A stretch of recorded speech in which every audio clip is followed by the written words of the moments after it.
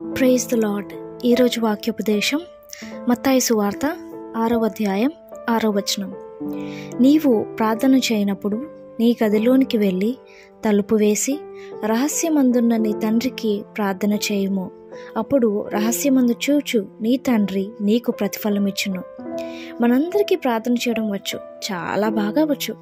కొంతమంది అయితే వాక్యాలతో, కొంతమంది భాషలతో కూడా ప్రార్థిస్తారు, కొంతమంది ప్రవచిస్తూ ప్రార్థిస్తారు, మరికొందరు విరిగి నలిగిన హృదయంతో ప్రార్థిస్తారు.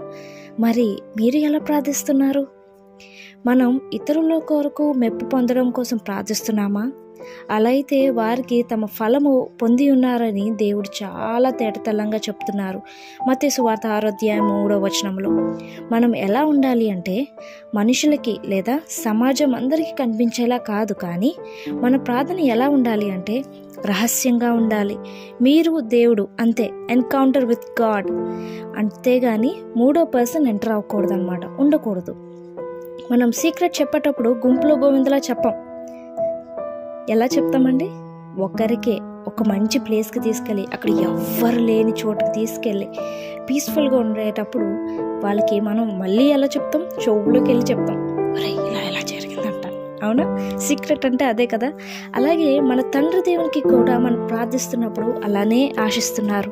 ఏంటంటే, మనం ప్రార్థిస్తున్నప్పుడు ఎవ్వరు మనల్ని చూడకుండా, అంటే ఒకవేళ మనం తప్పులు చేసి ఉంటే, దేవా నేను ఈ తప్పు చేశామని అందరి ముందు మనం కన్ఫెస్ చేయలేం, ఒప్పుకోలేం కదా.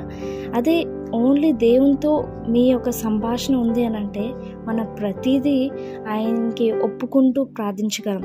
అందుకే దేవుడు ఇలా ఆశపడుతున్నారు, ఎవ్వరి ఉండకుండా, ఎవ్వరు లేని సమయంలో ఆయన ప్రార్థిస్తే ఆయన తప్పక ప్రతిఫలాన్ని ఇస్తారు. నీకు ఏమి కావాలో ఆయనకి తెలిసిన దేవుడు.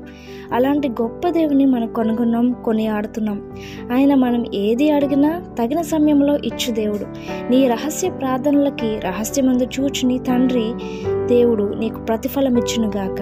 ఆమేన్. మనం అలా ప్రార్థిస్తే ఆకాశ వాకిండ్లను విప్పి పట్టజాలనంత విస్తారమైన దీవెనలతో మనల్ని కుమ్మరిస్తారు.